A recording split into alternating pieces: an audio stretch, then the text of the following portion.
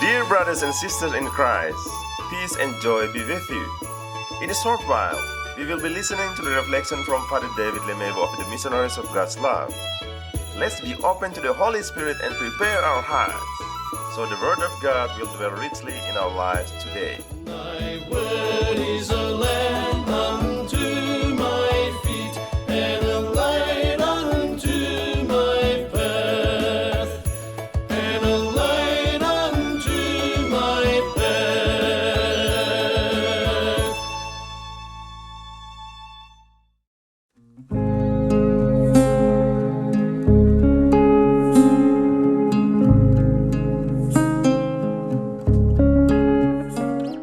Lalu Yesus berubah rupa di depan mata mereka, dan pakaiannya sangat putih berkilat-kilat.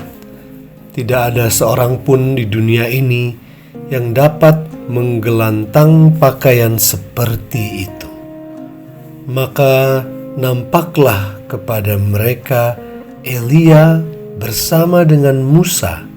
Keduanya sedang berbicara dengan Yesus. Kata Petrus kepada Yesus, "Rabi, betapa bahagianya kami berada di tempat ini. Baiklah kami dirikan 3 kemah, 1 untuk engkau, 1 untuk Musa, dan 1 untuk Elia." Ia berkata demikian sebab tidak tahu apa yang harus dikatakannya, karena mereka sangat ketakutan. Maka datanglah awan menaungi mereka, dan dari dalam awan itu terdengar suara, "Inilah anak yang kukasihi, dengarkanlah dia." Transfigurasi adalah salah satu keajaiban yang unik, karena ini terjadi pada diri Yesus sendiri. Bahkan Santo Thomas Aquinas menganggap transfigurasi sebagai mukjizat yang paling luar biasa. Mengapa? Karena transfigurasi melengkapi pembaptisan, di mana kesempurnaan kita di surga sungguh terlihat. Pembaptisan adalah sakramen yang menurut Santo Aquinas, Thomas Aquinas, sakramen yang paling penting karena itu penentu keselamatan kita. Transfigurasi termasuk satu dari 5 narasi kunci dalam kehidupan Yesus. Yang lain adalah pembaptisan, penyaliban, kebangkitan, dan asensi atau diangkat ke surga. Dalam transfigurasi, Allah Bapa kembali memberikan afirmasi bahwa Yesuslah anak yang dikasihinya.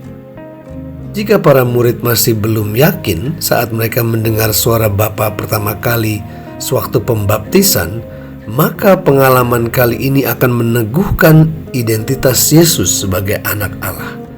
Apalagi dengan munculnya Musa sebagai wakil dari hukum Allah dan Elia sebagai wakil dari para nabi, dan Yesus sebagai penggenapan dari hukum Allah dan nubuat para nabi. Petrus yang sungguh terkesima dengan apa yang dilihatnya tidak mau pulang. Mengapa cepat-cepat? Sulit dimengerti mengapa Yesus menunjukkan dirinya dengan sekejap saja, lalu melarang mereka memberitahukan hal yang luar biasa ini kepada siapa-siapa sebelum dia bangkit. Apalah juga artinya kebangkitan bagi mereka bertiga yang pulang penuh dengan tanda tanya besar. Semuanya semakin misterius dan sungguh-sungguh di luar jangkauan pengertian Petrus, Yohanes, dan Yakobus. Mengapa Yesus mau hanya mereka bertiga melihatnya? Apakah supaya saat mereka melihat penderitaannya di Golgota, mereka akan terhibur dan tidak patah semangat? Lalu mengapa hanya 3 murid saja? Apakah yang lain tidak perlu peneguhan? Gunung atau bukit bagi orang Israel adalah tempat pertemuan antara manusia dan Tuhan. Manusia dari bumi dan Tuhan dari langit. Bukit tempat Tuhan Yesus bertransfigurasi namanya tidak diketahui. hanya bisa dispekulasikan. Tetapi yang pasti dia tidak tinggal di gunung yang misterius itu. Walaupun 3 tenda sudah dijanjikan, yang ada adalah 3 salib yang menantikannya di Bukit Golgota. Kita bukan Petrus, Yohanes, atau Yakobus yang pernah melihat transfigurasi Tuhan Yesus.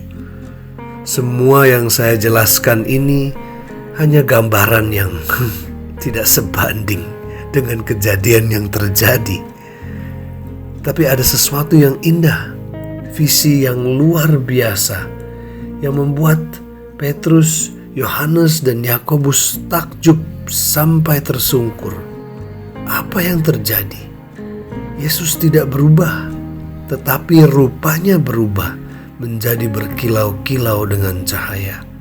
Petrus, Yohanes, Yakobus tidak berubah, tetapi pandangan mereka berubah menjadi sangat takjub dengan cahaya ilahi. Apa artinya ini untuk kita semua? Artinya, apa yang kita lihat sekarang bukanlah sebuah harga mati. Apa yang tampak usam, tidak menarik, tidak indah, tidak enak dilihat mata, belum tentu pandangan terakhir yang menentukan.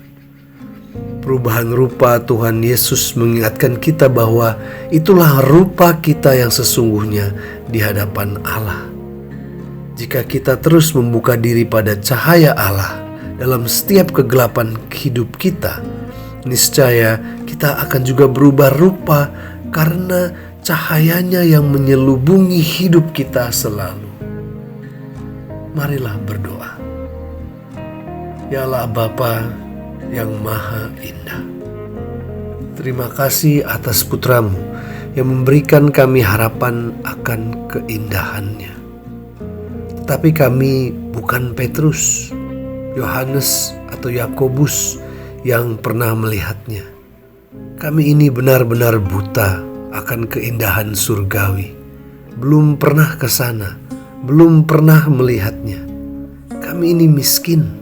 Pandangan kami ini hanya sebatas dunia yang kusam, penuh dengan virus, penyakit, kebencian, kematian, dan kesedihan. Bermurah hatilah pada kami.